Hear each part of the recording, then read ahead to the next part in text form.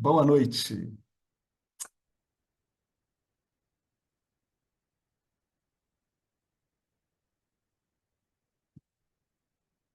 Esqueci. Sadashiva.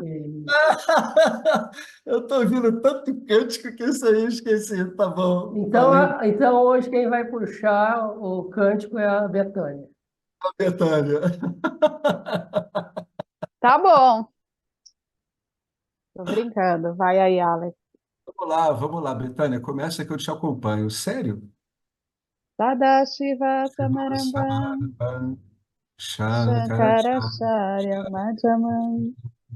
Asmadacharya Paryantam. Vande Guru Paramparam. Ishvaro Gurati Murti. Multideva Bhivagne. Vyomadaya Tabihaya. Dakshinamurtaye Namaha. Sarva Vedanta Siddhanta. Gocharanta Magocharam. Govindam Paramanandam. Satguru Pranatoshimaham. Om Shanti Shanti Shanti. Boa noite, boa noite. A Vedanta, a Betânia canta bonito, né? Pô, bacana, muito bom, viu? Boa ideia essa do Marcelo. Você agora que vai começar a puxar isso. Viu, Betânia? Ainda Agora bem isso que a câmera tá fechada, que ninguém sabe quem é.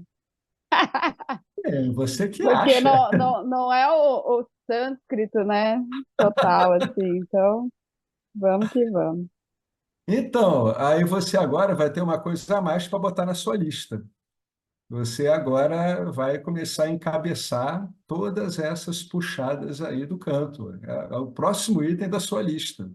É o item de fazer, estudar e compreender. Olha que legal. E aí, vocês estão armando muita coisa para fazer, para experimentar e para saber? Então, pois é. Então, vamos desfazer isso tudo, né? Graças a Deus tem o Vedanta e tem Some Paramartananda. Aliás, muito bom o vídeo que o Marcelo botou lá no grupo. Eu recomendo fortemente que todos vejam, viu?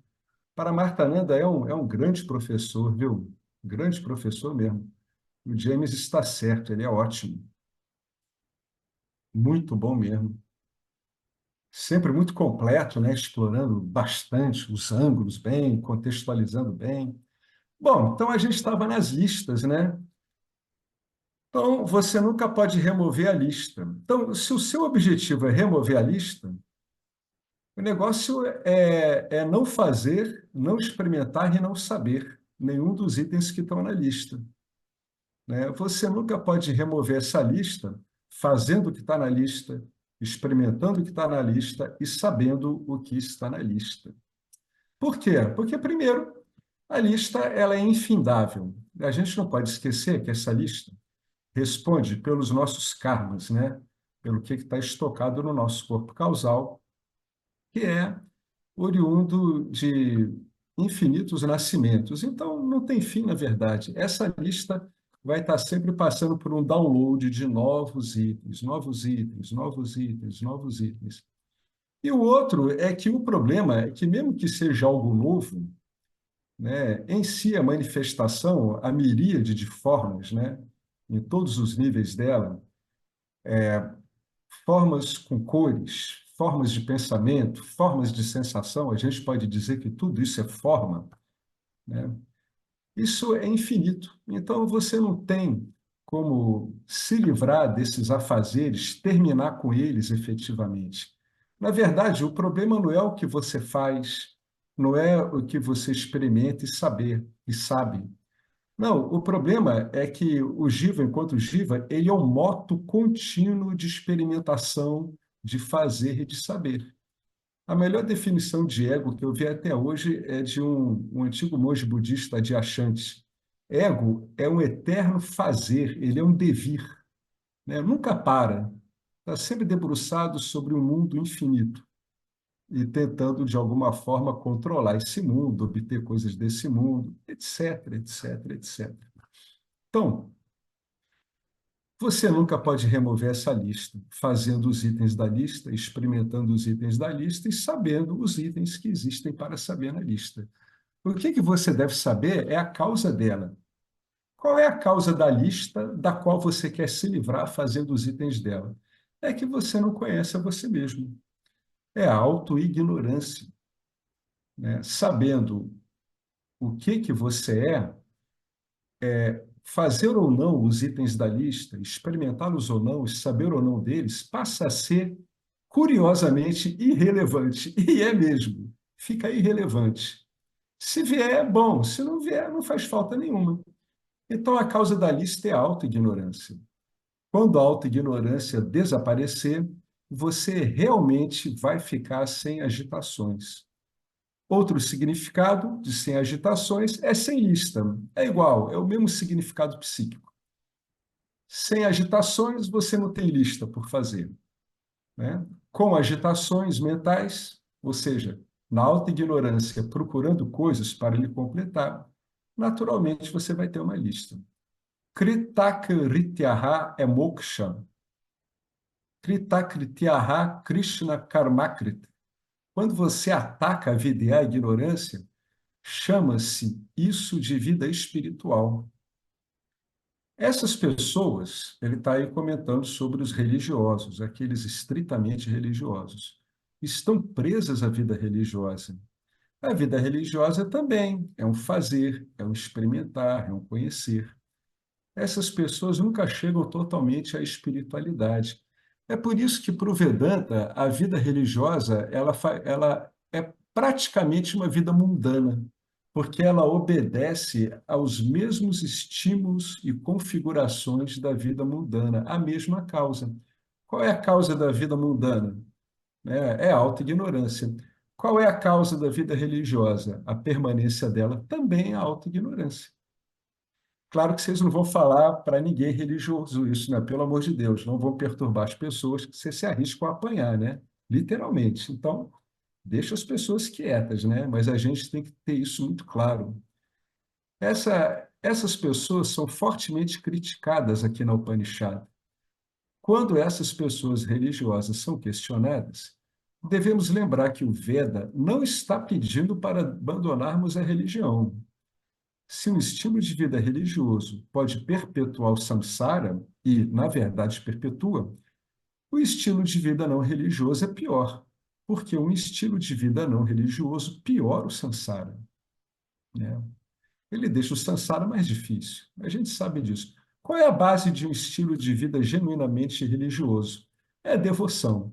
A gente sabe o papel da devoção. A gente viu isso, né, nos sutras devocionais de Narada, no Yoga do Amor, a gente está vendo aqui. A devoção atenua os impactos do samsara, né? Então, que tem uma vida religiosa com abertura para uma investigação realmente espiritual, né? Mas, na ausência disso, melhor continuar numa vida religiosa, né? Pelo menos, aí a gente está raspando o fundo do tacho, né? O estilo de vida religioso pode diluir o samsara e pode nos ajudar a diagnosticar a causa do samsara. Num estilo de vida não religioso, o samsara não será diluído, muito pelo contrário, ele vai permanecer de modo forte, cada vez mais retroalimentado e gerando os seus efeitos, né? Então, o samsara não será diluído no estilo de vida puramente mundano, e a chance de se diagnosticar a causa também vai desaparecer em um estilo de vida materialista. Portanto, de uma vida não religiosa, deve-se chegar a uma vida religiosa. E daí, da vida religiosa, deve-se progredir para a vida espiritual. É esse o ensinamento da Mundaka Upanishad. E é essa a trajetória do Veda. É por isso que Glória Arieira, ela diz que se o Veda é adequadamente cumprido, né, compreendido e seguido, ele automaticamente leva à Advaita, a não dualidade. Naturalmente ele vai levar a isso. No Veda está tudo isso que o Swami está dizendo, né?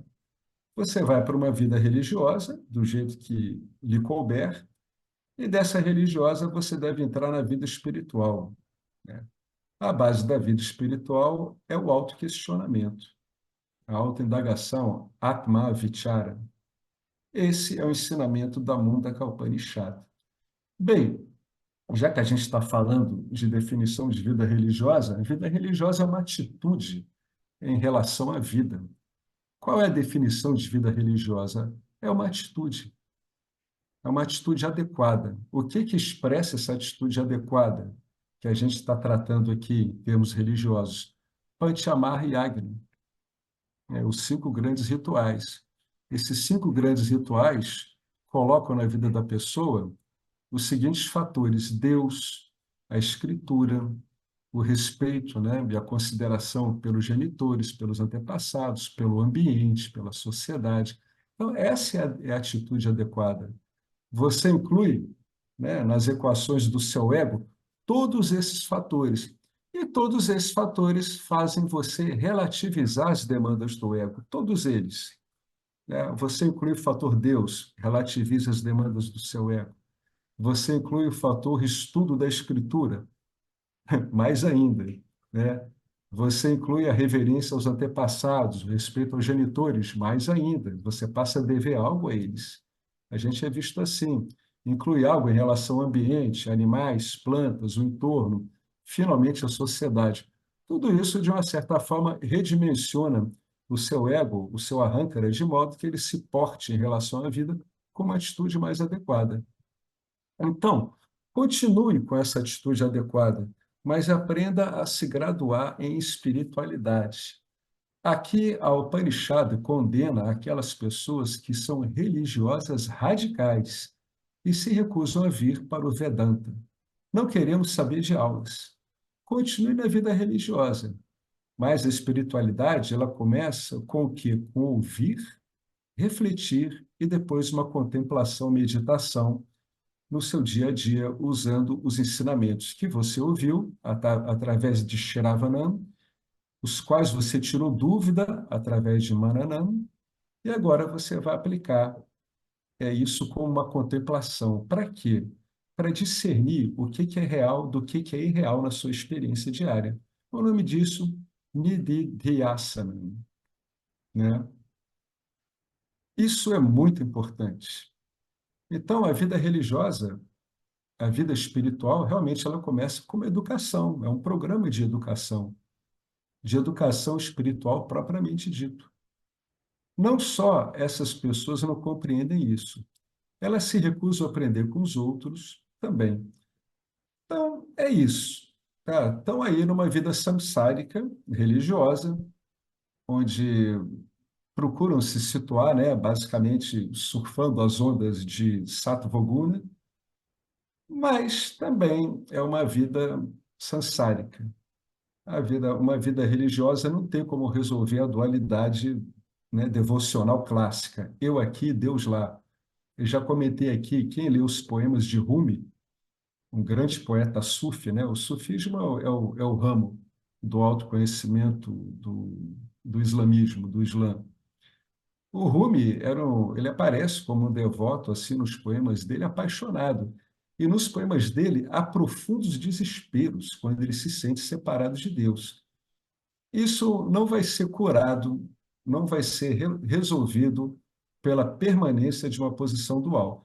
E a posição dual permanece porque o devoto não investiga o que que é o devoto. Essa que é a base, né? Ele não investiga o que que é o devoto, nem o que que é o Deus que ele está adorando, nem o tal do mundo. Afinal de contas, o que que a autoinvestigação faz? Ela pega essa tríade, eu, Deus e o mundo, e ela vai procurar um denominador comum. No caso específico do Vedanta, o primeiro denominador comum é entre Ishvara e o mundo, Jagat, né? Eles são traduzidos como Ishvara mesmo, né? Ishvara é o Deus, né, criador, e é o próprio mundo criado, né? Não é Deus não está no lugar e o mundo criado está em outro. Até ficar só essa divisão devoto Ishvara, que contém o mundo, e aí o devoto vai compreender o que que tem de comum entre ele, Ishvara e o mundo. fundamentalmente entre ele e Ishvara. Por isso que alguns textos de Vedanta dizem: qual é a identidade fundamental entre Ishvara e o devoto? Ora, a identidade fundamental entre Ishvara e o devoto só vai poder ser conhecida quando for entendido o que está subliminarmente, tanto em relação ao devoto quanto a Ishvara.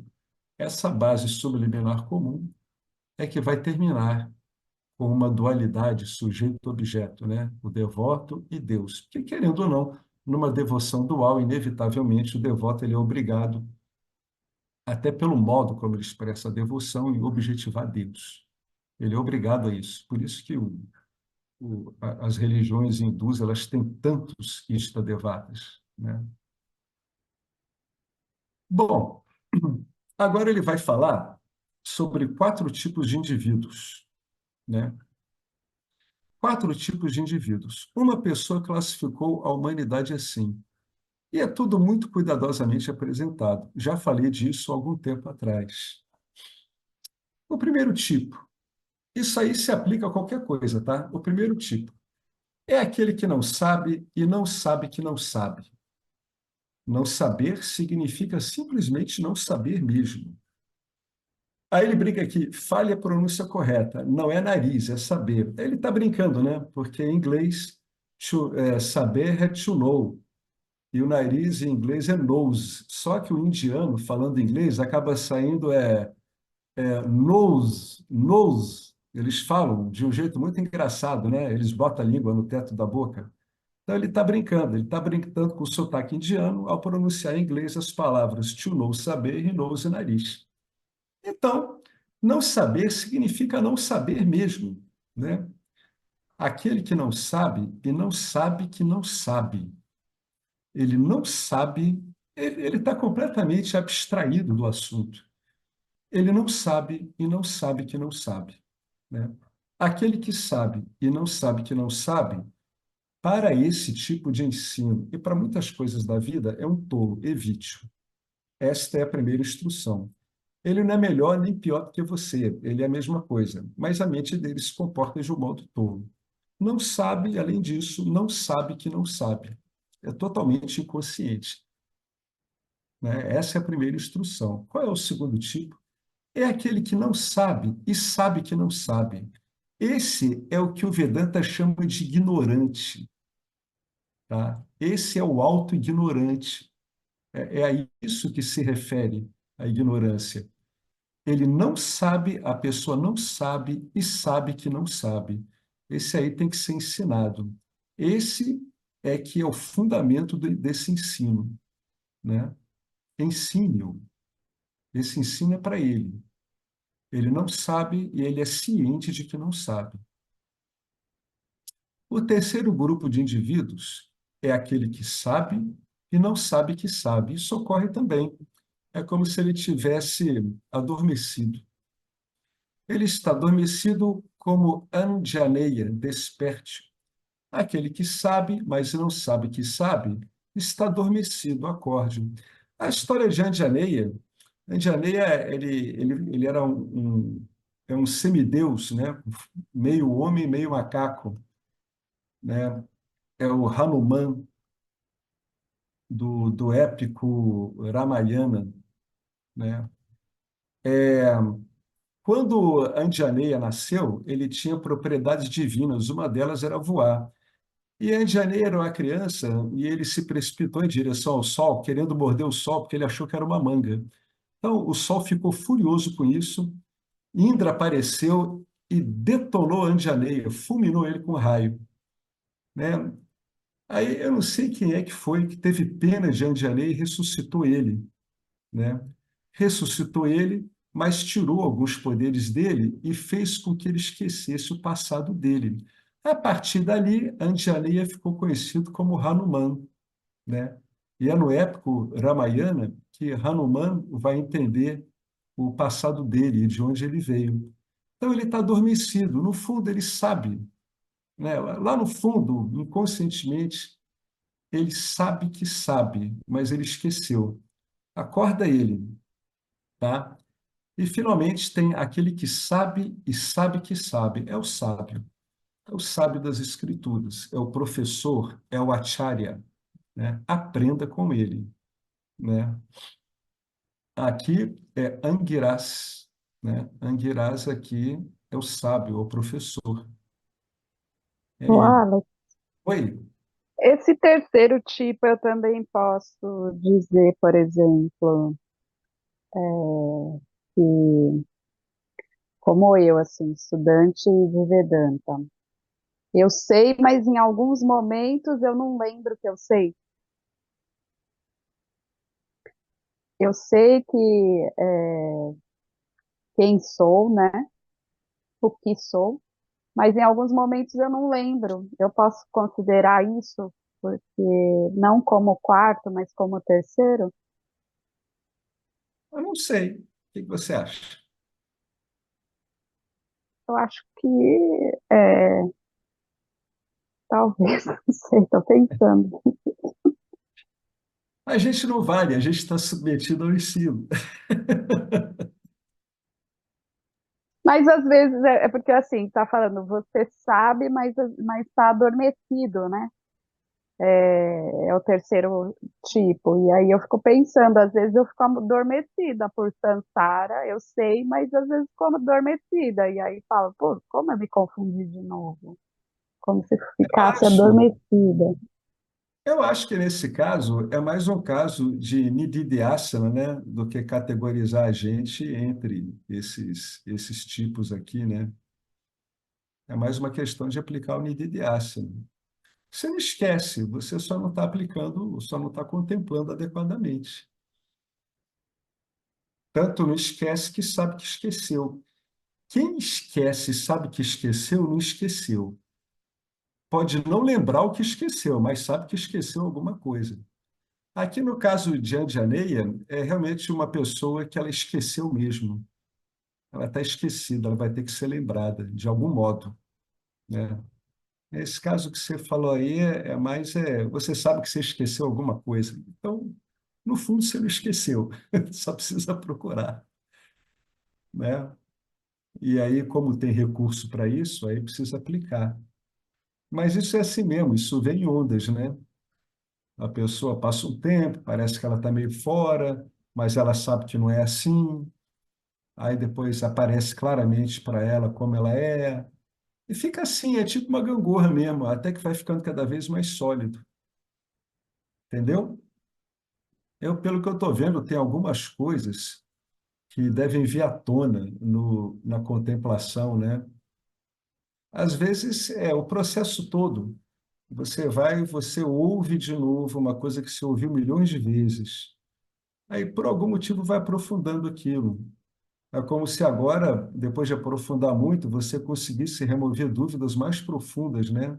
No fundo, são dúvidas da psique, às quais você está agarrado, né? Estamos agarrados a vários pensamentos que fizeram já o papel de identidade, né? Mas a gente sabe do que se trata. Então, é uma questão mais de procurar o que já sabemos que está aí, né? É como eu vejo.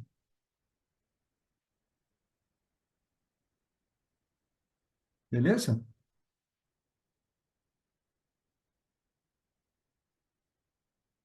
A Upanishad fala sobre uma quinta categoria. Tem Alex, algum... só um Oi? minuto.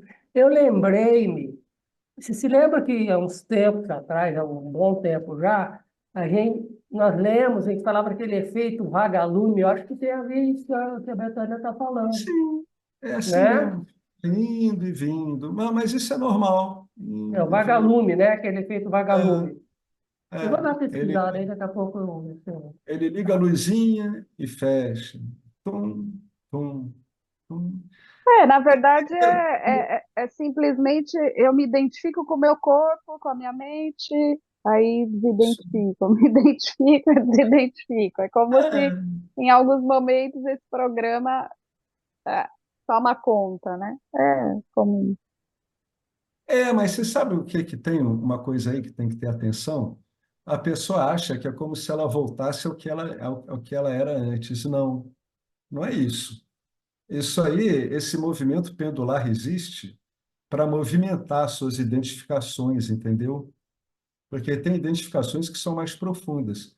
O que que é uma identificação mais profunda? É uma identificação que aparece numa determinada experiência. Você tem uma experiência, aí aquela identificação mais profunda aparece. Aí, aparentemente, parece que você retorna, não é isso. É como se você estivesse eliminando as cascas da cebola, né? A impressão que tem é que a pessoa voltou, né? É uma impressão, é uma leitura que o condicionamento mental faz, mas cada vez volta menos.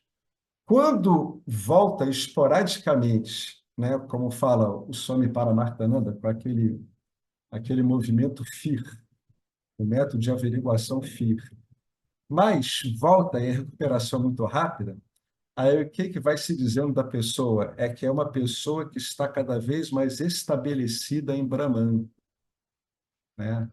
Ou aquela cujo conhecimento de si mesmo é cada vez mais firme, né? Ele se mexe mesmo, ele é cada vez mais imediato. Ou seja, ele é a primeira coisa que aparece em qualquer experiência sua, é essa identidade. Mas, no geral, a pessoa pode muito bem esquecer isso também, não tem problema, entendeu? Ela não fica lembrando assim, eu sou Brahman, eu sou Brahman, eu sou Brahman, né? Ela vai agindo, vai conhecendo, experimentando as coisas do mundo, né? Mas nunca pensa que você está voltando ao que era antes. Não é assim. Tanto que agora você sabe o que, para onde, né, tem que voltar.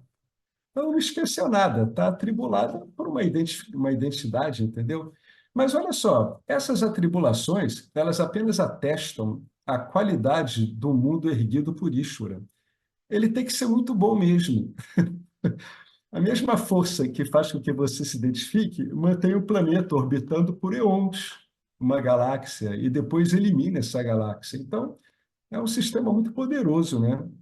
É normal ele ter esses agarramentos. É assim mesmo. É para ser assim, né? Uma das coisas mais difíceis na experiência humana é o ser humano ele ter uma certa equanimidade em relação a prazer e dor, né? Isso é uma aceitação que ocorre. Isso é difícil mesmo. É muito complicado uma pessoa ela compreender e aceitar isso, que esses movimentos, né, que se traduzem em dor, desconforto e depois em prazer, eles se sucedem naturalmente.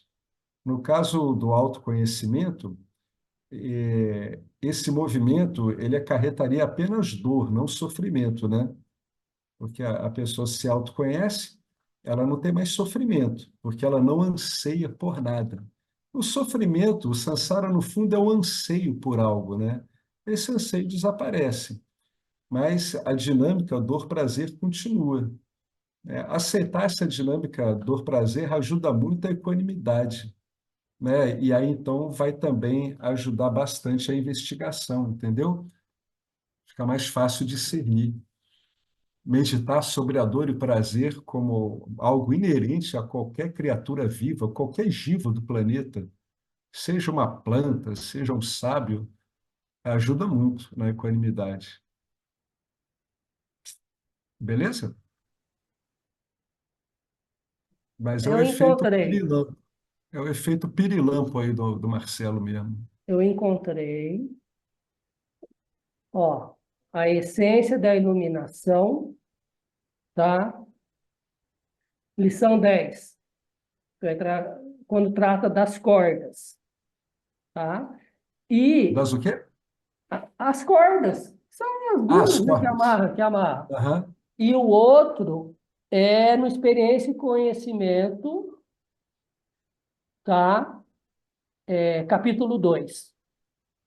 Tá. São onde que eu encontrei aqui que ele trata desse efeito vagalume. Ele explica, tem a ver com o saque vaguna, que também tem que Uhum. estimular mais, entendeu? É isso aí. É. Ah, coloca essas referências aqui no chat, Marcelo, por Tá. favor. Faz todo sentido, né? A Tamas oculta, então apaga a luz do vagalume.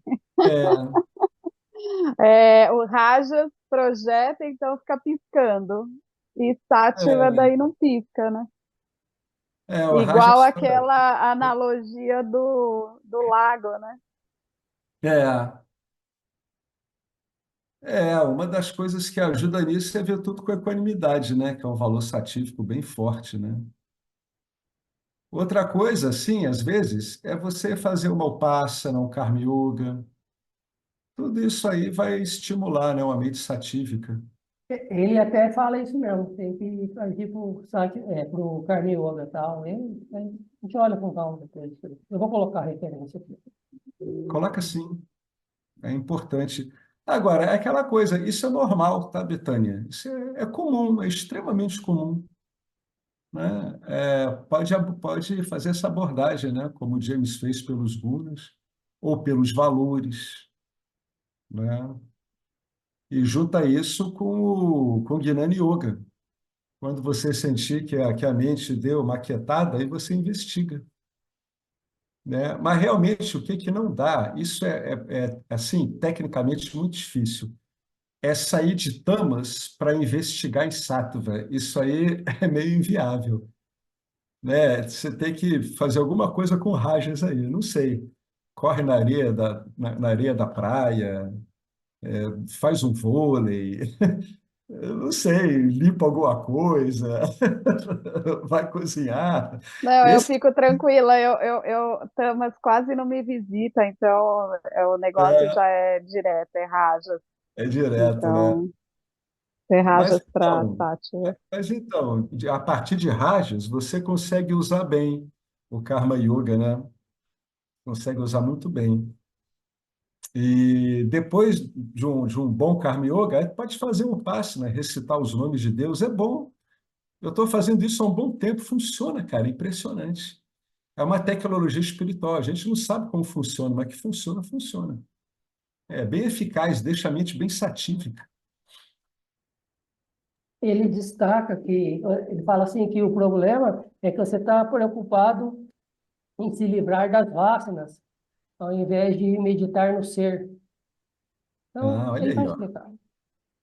Ele coloca até um destaque, isso assim, É. no outro portal. Então, é aquela coisa da ordem de relevância, né? A pessoa, ela, nessa hora, ela fixa o condicionamento dela. Mas como é que ela vai deixar de fixar o condicionamento dela e meditar no ser, se na verdade é o condicionamento que faz ela ficar condicionada no condicionamento, né? É por isso que tem que ter esses truques. Porque é uma coisa meio estranha, é muito truque. Então, você realmente tem que gastar alguma coisa para você realmente ver a relevância do que você é. Essas vasanas, esses condicionamentos, eles têm que ser desgastados com alguma técnica. Karma Yoga é uma boa técnica para isso, né? E meditar em valores satívicos também. Às vezes, Betânia, isso é uma questão de insistência, ó. Eu estava agarrado há meses com uma coisa, né? E o que me parecia é que não ia embora nunca. Mas não é que foi embora. Foi embora depois de um incidente tão ridículo. Eu quase atropelei o cara de bicicleta, o cara olhou para mim e disse assim: O que está acontecendo com você? Você não sabe andar de bicicleta, não? Para uma pessoa, aquilo ali é simplesmente assim, o cara está dizendo que eu não sei andar de bicicleta. Para mim, no meu caso, com a carga de investigação que eu estava fazendo, aquilo teve um efeito fulminante, né? Por que eu estou fazendo isso, né? Por que eu estou parando? Parar com a bicicleta em cima dos outros quer dizer que eu estou parando em cima dos outros mesmo, não é só com a bicicleta. Então, eu estou parando em cima de mim mesmo, né? No mau sentido, né? Parando nas vássanas. Como se alguém perguntasse: isso não é difícil, você não sabe andar de bicicleta? Como é que você está andando de bicicleta por aí se você não sabe andar, né? Então, às vezes a gente insiste, parece que não vai embora nunca, mas uma hora, como a gente, na verdade, está passando por um processo de aprendizado, isso quer dizer que você tem um professor. Esse professor é o próprio universo, cara, depende do tipo de ouvido que você dá, né? Diariamente ocorrem oportunidades para lidar com isso. Mas muitas vezes o começo da lição é extremamente desagradável. Então a gente tem uma tendência a reagir. entendeu? E aí a gente se agarra na reação. Por quê? Porque a gente tem uma identidade com a reação também, né? Agora é sempre assim, né? Eu tenho notado isso, a coisa tem intensificado, e o que que eu tenho notado como lições é que os primeiros momentos são extremamente desagradáveis, muito desagradáveis. Por quê? Porque tem que ser mesmo. Como é que vai ter uma lição suave para lidar com uma coisa agarrada, empedernida, né, na pessoa, né, Mas recalcitrada ali? você disse uma coisa muito interessante, Alex. Eu também vivencio isso bastante, assim. Isso que você falou da bicicleta, né? Eu, e a Vassana está ali, né? No, em movimento, e de repente alguém te aponta que ela está em movimento, né? Que Isso. está acontecendo isso. E aí você fala, caramba, aí dá aquele clique, né? Porque você está em investigação e é como se, puxa, a pessoa descobriu aquilo que eu sou, a minha Vassana aqui, né? E aí Ah, você olha para ela com toda a profundidade, né? Então, eu acho isso mesmo. O tempo todo a gente está nesse processo aqui é. investigativo e ele continua e às vezes no programa do dia a dia, quando alguém te para e te aponta, opa, mas olha isso aqui que você falou e aí Uhum. você, opa, É. isso aqui. Então, é isso também, é isso. Você dá uma parada no seu rajas automático ali, a Ele pessoa dá- te leva Pois para uma é, investigação. pois é, olha só, isso é rápido. Ele dá uma parada no seu Rajas. Quando para o seu Rajas, você tem duas opções. É o que que o James falou ali. Ou você volta a se ocupar com a Vassana, querendo que ela melhore, ou então você olha para você mesmo. Você se estabelece como que você é. É no momento em que a atuação disso funciona, você tem esse pequeno intervalo para pular para o lado certo, para você se estabelecer no que você é. Porque corre o risco, como o James disse, de que você continue obcecado com a Vassala, agora você vai querer melhorá-la. Mas isso não é mais necessário, né? É tomar ciência da Vassana e aí separar aquilo como uma projeção sua de você como a realidade da qual aquilo ali depende. Esse movimento é muito rápido, né? Ele é meio instantâneo. Uma pessoa que está querendo ajustar o ego dela, ela automaticamente vai ver aquilo ali e ela vai almejar, né, uma Vassara um pouco menos virulenta, né, um pouco menos agarrada. Mas o que que o James está sugerindo é que você se estabeleça em você, lembrando-se de você. Porque a verdade é que tem muitas vacinas que não é uma questão de corrigi-las, né? É ir deixando elas de lado mesmo. É como se você abandonasse elas, sabe? Deixasse as suas vacinas órfãs, né? Se já tem condição de fazer isso, é legal fazer, né? É um intervalozinho, é quando a ação para, como você falou, né? É a puxada, né?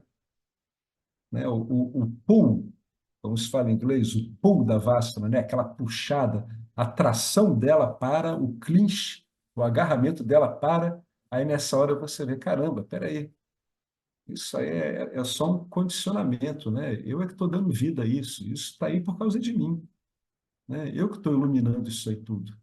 Aí você recupera o ensino.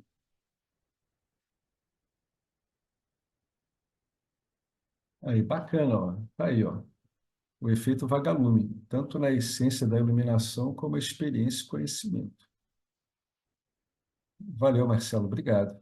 Muito bom, né? Esse é o funcionamento mesmo. Por isso que o James está dizendo, né? Porque a pessoa está mais focada mesmo é na Vassana. Aí ela tem que ter cuidado com esse foco, né? Entender que essas oscilações fazem parte da experiência humana. Então, ela deixa a oscilação ocorrer e recupera o ensinamento. Ela consegue completar o Nididhyasana naquela experiência. Tá beleza? Tranquilo aí, Betânia? Betânia sumiu. Está no efeito vagalume. Não, vim copiar do chat Ela aqui, aparece de precisei fechar. novo. Fui Ela copiar o chat aqui, ela está precisei fechar colando a do câmera. chat, por isso que ela tá fazendo, apagando a luz, a pirilampo. Não, mas perfeito isso que você falou, Alex, muito concreto, né? Porque você trouxe esse exemplo e eu trouxe o exemplo que vê a Vassana, mas aí você fez a ligação com, então, a hora que deu essa parada não é para ver a Vassana e querer modificar a Vassana, né? É, É agora deixa ela órfã. é, Adorei isso, né? Porque é um é. momento não de melhoramento, é um momento de se estabelecer naquilo que você é, não naquilo que o Sim, corpo sutil tem. Não, sim, achei exatamente. perfeito. Porque eu Né? tenho essa vássana de melhorar a vássana, né? Isso, essa vássina é Eu tremenda. tenho. Essa vássina é uma coisa tremenda. Isso é uma das armadilhas de Sattva, sabia? É uma gaiola de ouro. É a vássina de querer melhorar vásanas. Né? A vássina, para melhorar vásanas, deve ir até um determinado ponto, né? Senão a gente vai Não, e é tentar. infinito, né, cara? Se É, você não vai ficar na parar. vássana para melhorar a vássana, você pode esquecer, né? Não Com que não vá certeza. melhorando na medida que você se estabelece na sua natureza, né? Vai melhorando, sem dúvida, Vai. vai dando, vai ficando órfã, vai sendo desnutrida, né? Como em algum Hum, texto aí foi falado, você não nutre mais, morre de desnutrição, né? E É, agora você deu um outro nome que deixa ela órfã. deixa ela órfã. É, é isso, eu acho que foi muito bom esse link. Beleza? Agora vamos continuar aqui. A Upanishad fala sobre uma quinta categoria. Quem é o quinto tipo? É aquele que não sabe e pensa que sabe. Sou eu quem está adicionando isso. Ele está falando ele para Martananda. Né? É aquela pessoa que é arrogante. Reze por ele, porque você não pode contar a ele, você não pode falar nada para ele. Como ele é arrogante, ele não virá até nós. Ele não vai se submeter ao ensinamento, porque ele já acha que sabe, né? Então, que vá fazer a sua página no Facebook, né? Falar, eu, fulano de tal, iniciei um sistema de autoconhecimento que eu tomei como bem provado. O Vedanta para uma pessoa dessa é inútil, é até uma coisa contraproducente. Ele não virá para o Upanishad, não irá ao satsanga. Quem não sabe, pensa que sabe, é arrogante. Reze por ele. Fala-se sobre esse tipo em Avidyayam Bahudara Vartamanaha, mergulhado na ignorância. Qual ignorância? São pessoas altamente instruídas, lembre-se. Elas falam ou podem falar sobre qualquer assunto do mundo. São pessoas altamente informadas, mas elas são ignorantes em relação à verdade espiritual.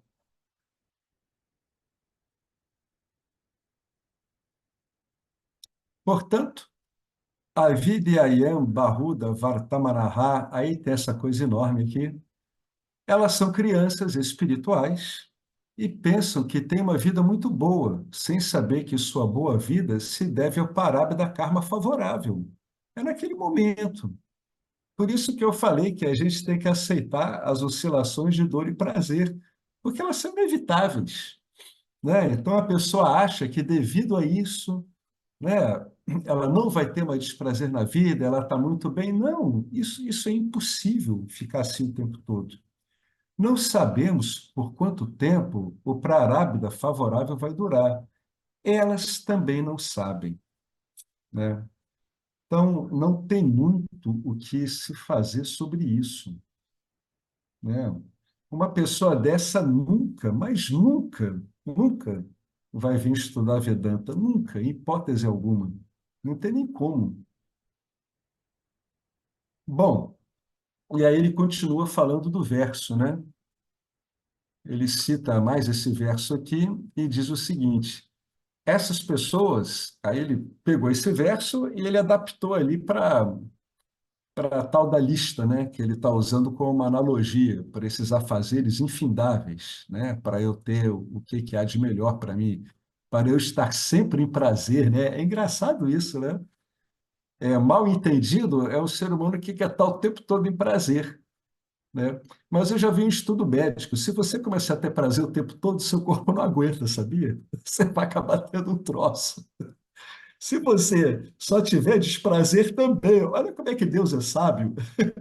Se você ficar de um lado só, por melhor que seja, você vai ter um colapso.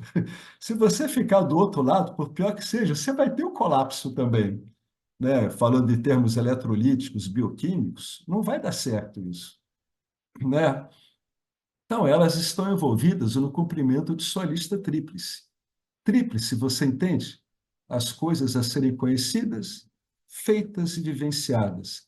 Mais diplomas universitários a serem adicionados. Estão ocupadas com isso. Aí ele vai citar aqui, ó. Ragat, por causa do seu forte apego à personalidade tripla, do Nyata, o conhecedor, Karta, o fazedor, e o Bhokta, aquele que experimenta os resultados, elas realmente se encontram afetadas pela doença do Sansara. Então, elas vão entrar em decadência quando o seu punhã estiver esgotado. Até que nós vimos. Quero destacar o caminho da vida não religiosa para a vida religiosa e da vida religiosa para a espiritual. A vida religiosa para o espiritual é o que a gente está vendo aqui, é uma vida de educação espiritual, por isso que a gente assiste aulas. E da vida espiritual para a moksha. Esta é a jornada da qual todos devem estar cientes, e é disso que trata o Veda como um todo. É disso, né? Da vida mundana para a religiosa e da religiosa para a espiritual, e da espiritualidade para a liberação. Então é o que o Swami destaca aqui, né? A vida religiosa começa quando o indivíduo nota que a vida espiritual começa quando é o indivíduo que percebe isso, é ele que sabe que ele precisa de uma educação espiritual. Quando o aluno vai em direção ao professor, está dizendo que ele sabe que ele precisa de educação. Ele está lá procurando esclarecimento. É um outro modo de dizer educação. O professor vai ensinar ele. É isso que o Somo quer destacar. Então ele continua aqui, mantra 10. Continua aqui a crítica às pessoas religiosamente orgulhosas. Você imagina o tipo de conflito que gera esses versos até hoje em meios religiosos, né? Você imagina isso. Uma vez um swami, que era o chefe de um ashram lá em Rishikesh, um belga, ele me disse que haviam vários devotos, né, bem duais mesmo, que achavam o pessoal do Vedanta era demoníaco. Era uma coisa de fim de mundo mesmo. Via o pessoal não dual assim como algo, um capeta, assim, sabe? Algo vindo do inferno mesmo. Então, blasfemo, né? Isso aí tudo. Imagina o impacto desses versos, ó. Isso há quantos milhares de anos? Iludidos, iludidos. As pessoas da vida religiosa estão iludidas, considerando o sacrifício e a caridade como seu objetivo mais elevado, né? Considerando os ritos sacrificiais, né? E os atos de caridade como seu objetivo mais elevado, eles não conhecem aquilo que leva à liberação, eles não conhecem a educação espiritual. Tendo desfrutado merecidamente o topo dos céus, é mérito deles, que é a morada das delícias, retornam a esse mundo ou a outro inferior. Mais uma vez, a Upanishad condena essas pessoas religiosamente orgulhosas. Tipo, existem pessoas materialmente orgulhosas que reivindicam suas conquistas materiais. Já estas são pessoas religiosamente orgulhosas, reivindicando suas conquistas religiosas, pensando que esse é o propósito da vida. Elas estão envolvidas em dois tipos de atividades prescritas no Karma Kanda, na porção ritualística do Veda, né? Antes do Vedanta. Primeira parte, Veda Purva Bhaga. Um tipo de atividade é chamado Ishtam. Ishtam significa todos os tipos de atividades religiosas. Como conduzir esses rituais aqui, Maha, Rudran, Ati, Rudran, etc. Muitos romás em casa, né? Muitos sacrifícios usando o romá em casa. Ou então ele está falando de alguns archana aqui também.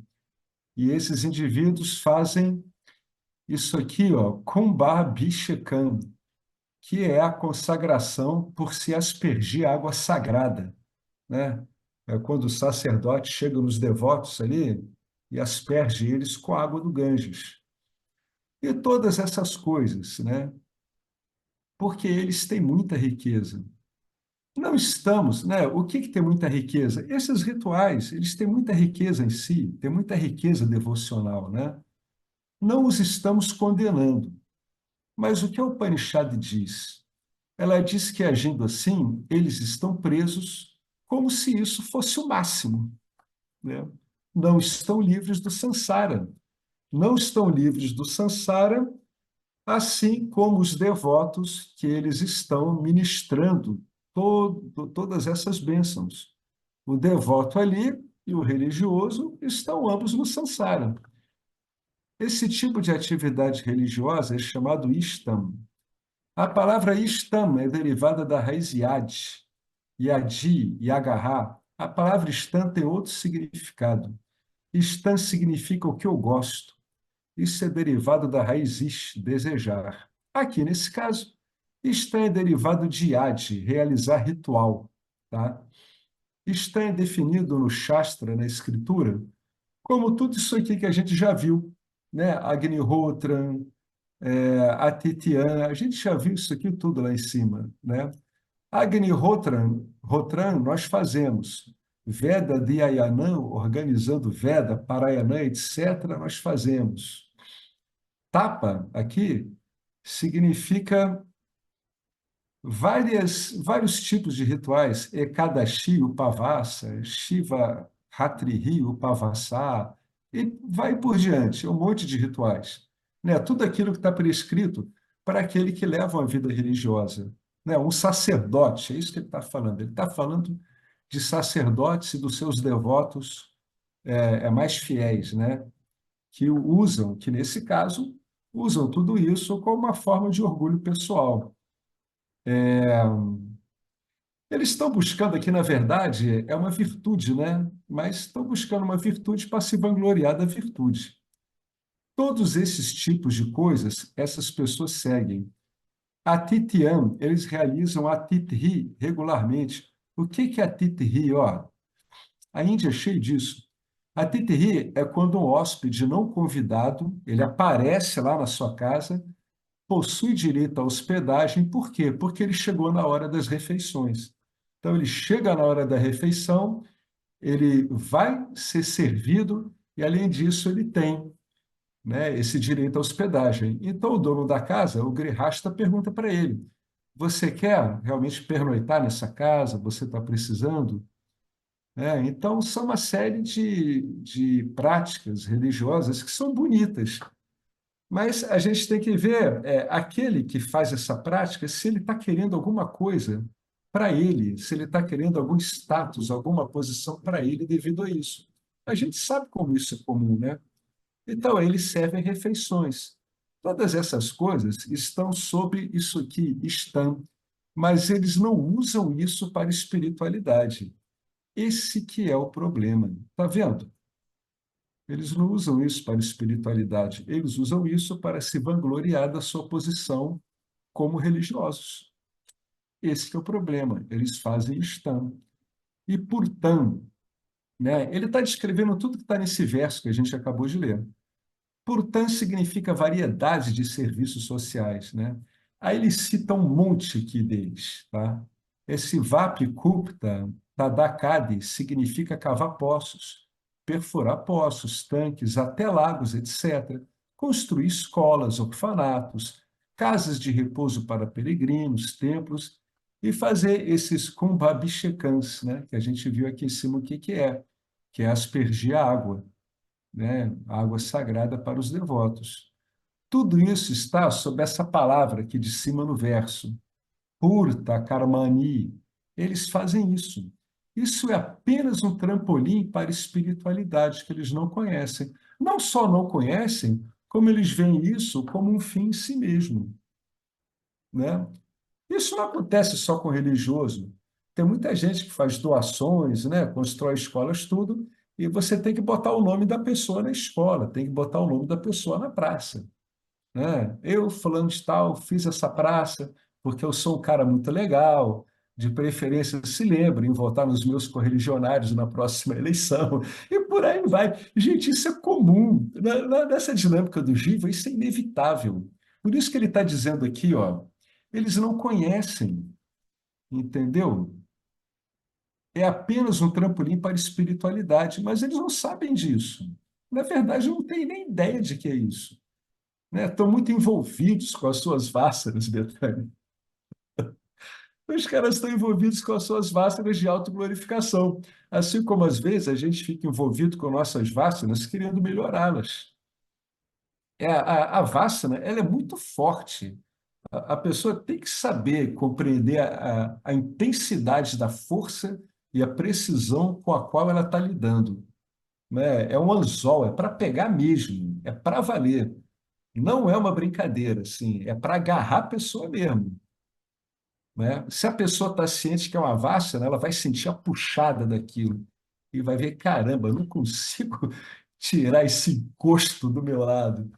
Quando o cara está inconsciente, ele surfa ali como se aquilo fosse ele, a identidade dele. Eu sou um grande benfeitor. Aí olha para as pessoas, viu como é que eu sou um cara legal? Eu sou demais, né? É uma valorização. Então, o indivíduo nem sabe disso. Eles passam a vida inteira nisso, como se todas essas coisas, tá, essa expressão aqui lá no verso, né? Maniamana, Varistam, fosse o que há de mais elevado. É um fim em si mesmo. Além do Veda Purvabhaga, existe o Veda Anta, que proclama em voz alta, né? Essa frase aqui. E essa frase aqui, ela pode ser entendida como que você tem que abandonar todas essas dependências, o Veda declara, mas eles não veem isso, né? E aí ele continua. A respeito do meio real e direto de liberação, que é o Vedanta Vichara, né, a investigação usando os recursos e o modo como o Vedanta dispõe o conhecimento dele, é um programa de educação espiritual, essas pessoas sequer pensam, né? Shreyaha significa Vedanta Vichara, Moksha Sadhana. O que ele está querendo dizer aqui? Olha só, Vedanta Vichara é uma investigação conduzida de acordo com esse darshana espiritual chamado Vedanta, tá? E isso perfaz uma sadhana, né? É um meio que você usa para obter moksha, ó. Moksha sadhanam. O objetivo é moksha, o meio é sadhana. Por isso que o Vedanta se autodefine como um meio. Atenção, o Vedanta não é moksha. O Vedanta é o meio para moksha, é uma ferramenta, tá? O Vedanta é bem claro, o Vedanta pertence à Mitya, né? O Vedanta só pode existir aonde há ilusão. Onde não há ilusão, o Vedanta é irrelevante, né? O Ramana Maharishi ele usava uma frase que ele tirou de uma Upanishad, eu não lembro qual. Ele dizia que para o liberado, aquele que é livre, né, essas escrituras todas, elas são como uma poça d'água numa tempestade de monções. Ou seja, não tem relevância. A pessoa não precisa mais daquilo. Já ocorreu, já foi. o meio já serviu. Então, sempre tem que entender isso, que essa investigação, né, esse autoestudo conduzido pelo Vedanta, ele é um meio para a liberação. Muitas pessoas acham que o Vedanta é aquilo ali mesmo. Não, é isso aí mesmo. Deus é assim, a Escritura diz. Deus é ilimitado, você também. Mas mesmo sabendo disso, eles vão lá e começam a falar um monte de coisa, achando que aquilo ali não está meramente enquadrado ali em Adyarupa Pavada, onde você cria conceitos para abandonar eles depois. Né? Muitas pessoas estudam sozinhos e se perdem nisso, mas se perdem mesmo. Elas acabam achando que Vedanta é a própria verdade que ela está procurando indicar. Não é. Vedanta é um meio para a liberação. Vedanta, Vicharaha, significa programa de educação espiritual, que não esse monte de práticas, tá? Não é puja, né? Não é uma oferenda, não é essa aspersão de água, né? Esses indivíduos não sabem que existe algo além de tudo isso. Mesmo que saibam, não vêm aqui. Eles não conhecem, né? Anteriormente, a escritura falou disso aqui, ó, mudha. Agora, tipo, está usando aqui um monte, isso aqui realmente eu não sei o que quer dizer, né? Padma Bhushan, isso são rituais, eu não sei o que é isso. Eu sei que Padma é pé. Agora, o que seria um Bhushan? Da mesma forma, né? São arrogantes também, né? Eles não apenas fazem todas essas coisas que visam tornar alguém humilde, mas essas coisas são usadas para alimentar egos que já são gordos. Esses egoístas, né? Esses tolos egoístas, o que vai acontecer com eles? Vão morrer também, como qualquer pessoa. Mas uma coisa é certa, olha só que bacana. Mas uma coisa é certa, eles fizeram muita coisa boa. Portanto, Bhagawan certamente lhes dará um prêmio. Eles não pediram esse conhecimento, essa libertação, Gnana, Vairagya, o desapego, né, o autoconhecimento, não pediram isso. Logo vão receber o quê? Punya, com o qual eles poderão ir para um mundo celestial, um local mais elevado, né? Eu vou parar por aqui. Brevemente, esse monte de descrições aqui, né, das práticas religiosas, etc., etc., vai chegar ao fim, tá? Que aí realmente isso dá uma saturada tremenda, né? E como a gente não é desse contexto religioso, a gente não entende isso, né? Mas tem uma crítica muito forte da Upanishad aqui em relação a uma sociedade profundamente ritualizada. Isso é uma crítica muito séria, ela é muito mal digerida até hoje, né? A sociedade védica ela é profundamente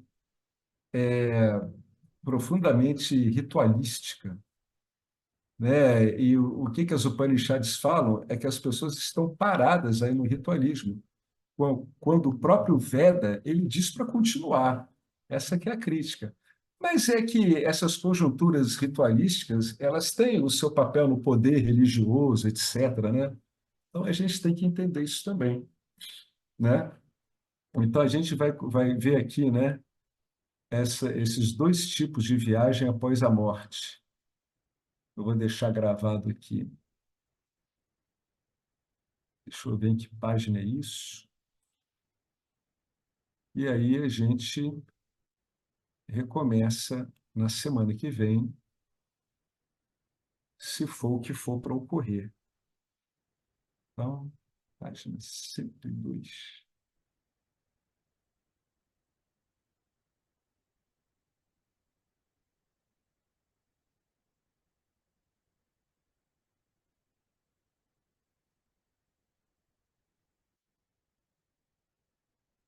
É isso aí. A partir do capítulo seguinte, isso vai ficando mais bacana, sabia? Da aula seguinte. Realmente ele está exaurindo, né? Especialmente essa parte religiosa. Você observa que o contexto onde essa instrução ocorre é um contexto que ele é direcionado a um religioso, né? É um religioso que está vendo os limites da religiosidade, né? É uma vida toda voltada para rituais. Tudo que você faz é mediado por ritual. E Ô, Alex, a escritura diz que a pessoa está deixando passar o que é o mais importante. Oi. é interessante isso, né? Porque eu estou lendo as poesias do meu pai, que meu pai faleceu já há mais de 30 anos, então estou lendo as poesias, né, que ele deixou. E meu pai foi um religioso, né? Foi padre, enfim. E é interessante ver num momento assim, né? Porque passa por vários anos assim as poesias e no momento que ele entra num lugar muito difícil de nessa dualidade, né? De questionar a sua fé sobre, né? Uhum. E dá para ver ali, né, esse homem que foi um devoto a vida inteira, a dor da devoção, que foi o que você falou hoje, né? É. Ele era filósofo também, então ele formado em filosofia, professor de filosofia, então ele também fazia investigações, né? Mas Uhum. é, a religiosidade trazia sofrimento também para ele, né? E justamente pelo fato de ele ter prometido para os pais, enfim, que ia ser padre a vida inteira e depois acabou largando a batina e casando com a minha mãe, né? Uhum. Então esse conflito dentro da religião de o quanto trazia dor também, né? Eu fiquei pensando nisso, né? Porque o quanto é limitado se a gente fica nesse aspecto, né? E não faz esse avanço como você trouxe agora, Sim. para além dessa relação Bhakti, né? De devoção. É uma Bhakti dual, né? É uma Uma Bhakti Bhakti dual. uma Bhakti objetificadora. Numa Por mais Bhakti que, dessa, numa por Bhakti mais que não. dessa, o devoto ele está se excluindo. Por isso que dói, É. né? E assim, não é a Machuca todo isso. momento que tem isso, né? Tem momentos da poesia, de poesias e anos que ele que está tão clara a visão dele Uhum. de que Deus é tudo e é todo amor, inclusive Aham. ele é esse amor, né? Então, que também tem esse conhecimento, mas ele não sabe que tem que ele é isso, que ele conhece, né? Então, no É, momento de mais clareza, né? De menos tamas, vamos dizer ali, que acontece uma escuridão, né? Um vagalume ali. É então, interessante, porque eu estou lendo agora, né, essas poesias e vendo, assim, esses aspectos, né? Que eu não passei por isso, por esse sofrimento com o Bhakti, né? uhum. Eu sei, claro, em algumas, mas num nível muito menor.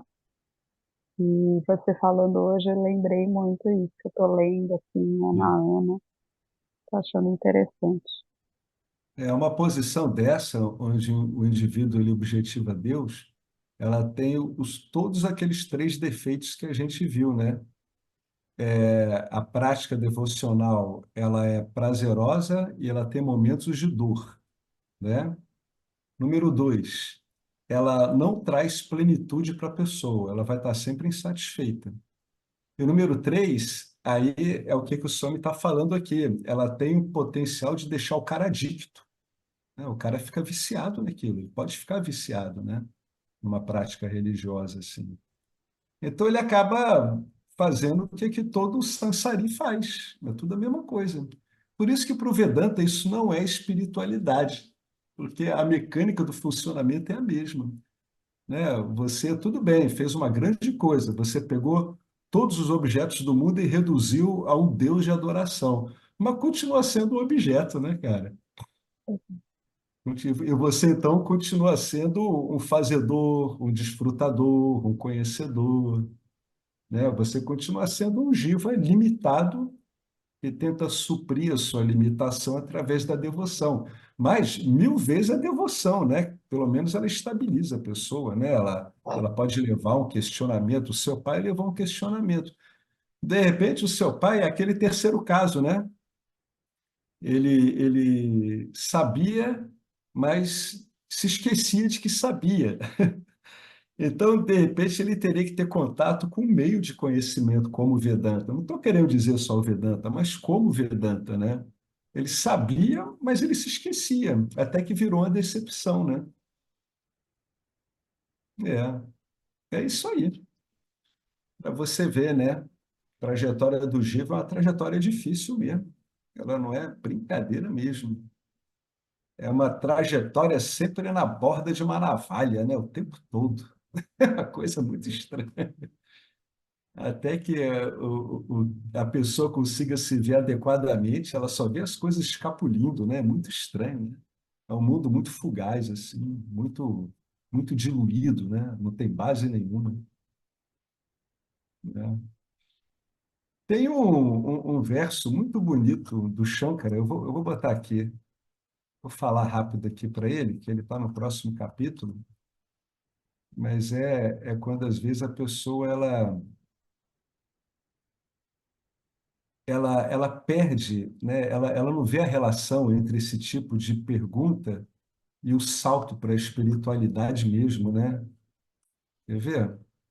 É do, é do Bhaja Govinda, é um verso muito bacana, ele é muito intrigante, né? Tá aqui, ó, Bhaja Govinda, verso 23. Quem é você? Quem sou eu? De onde eu vim? Quem é minha mãe? Quem é meu pai? Reflita sobre isso, veja tudo como desprovido de essência e desista do mundo como um sonho vão. Né? Bhaja Govinda, verso 23. Swami cita isso, né? Essas perguntas são muito incômodas, né? É aquela análise que o Swami fala, né? Uma hora o devoto, ele, dependendo dele, ele vai e ele questiona isso tudo. Ele examina, ele diz, pô, peraí, não estou conseguindo nada aqui. O que é isso aqui, afinal de contas, né? Que P é essa? Cara, olha, volta assim, mas que P é essa toda aqui? O que eu estou fazendo? O que sou eu aqui? São perguntas muito incômodas, né? Muito desafiadoras. Mas é isso aí. Tudo certo, pessoal? Mais alguma pergunta ou colocação? Então, não esqueçam naquele intervalozinho, quando a puxada da Vassana parar, aí você deixa a Vassana para lá e pô, se assenta em você mesmo. Deixa a Vassana órfã, ela vai ficar lá, quero mamar, quero mamar. Não, não, dessa vez não. Agora não, agora não. Agora eu estou mamando em mim mesmo. Agora não tem para você, não. Né? Falou, gente. Então vamos lá. Om Purnamada Purnamidam Purnat Purnamudachyate Purnasya Purnamadaya Purnameva Vasishyate Om Shanti Shanti Shanti Harihi Om Shri Guru Pyo Namaha Harihi Om. Gratidão ao Vedanta, gratidão ao Dakshinamurti e a nós por estarmos ouvindo isso. Né? Muito bom isso tudo. Tá joia, gente? Em pé. Obrigado a todo mundo.